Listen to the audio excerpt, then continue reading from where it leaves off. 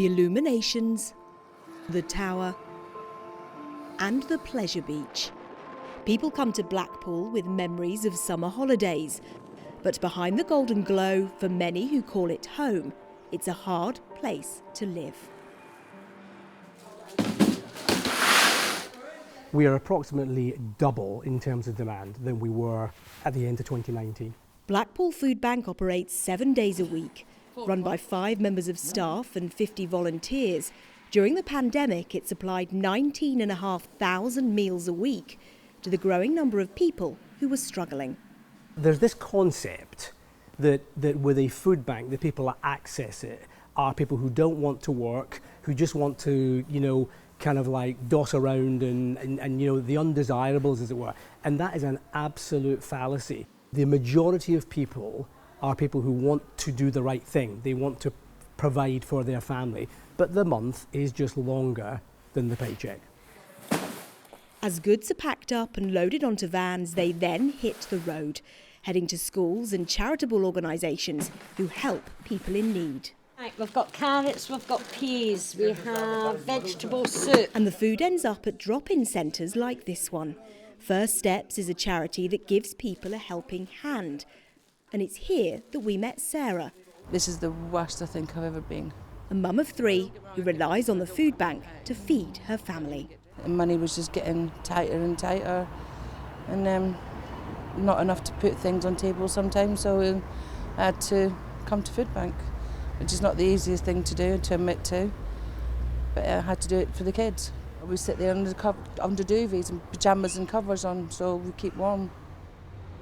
Just so you don't have to pay another bill? So I don't have to build the bills up anymore. Sarah wanted to give something back and has now become a volunteer, part of a team that's found itself supporting more people than ever before.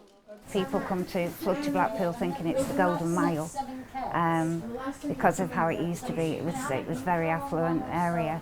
Unfortunately, in today's society, it doesn't stand like that, and we are in the top 3% of deprivation. If we didn't have the volunteers, we'd be lost completely. We wouldn't be able to function in the way we do.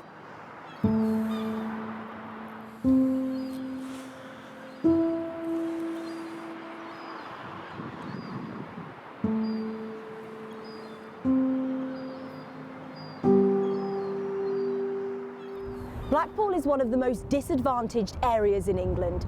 The average life expectancy for a man is 27 years lower than it is compared to somebody who lives in a wealthy part of London. Poverty, unemployment, difficulty in accessing benefits and mental health all play a part in the vicious cycle of deprivation.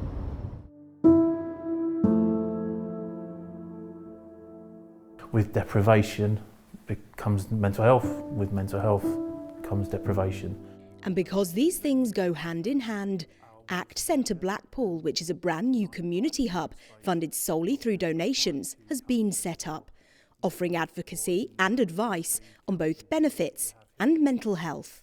Blackpool has a real problem with mental health. The services are at breaking point. It's got particularly worse after COVID. Waiting times are up to 14 months. We're seeing a lot more people than we've ever seen, which puts us at working at maximum. We can't fit any more people in. Things had come to a head because of a breakdown in relationship and financial issues. James, as we'll call him, is being helped by the centre for both his mental health and his finances. He's now homeless and even tried to take his own life. So getting the right financial support he's entitled to is crucial to getting him off the streets. Well, I've always worked all my life, so I've never claimed any form of unemployment benefits, so I didn't have a clue what to do, full stop. So they've been in touch with me, give me an appointment, and basically held my hand all the way through it. Without those kind of services, those community services around you, where would you be now, do you think? I would hate to think where I'd be. I would be completely lost.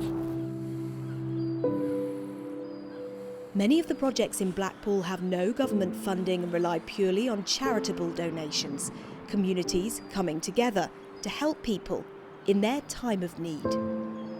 Catherine Nash, 5 News, Blackpool.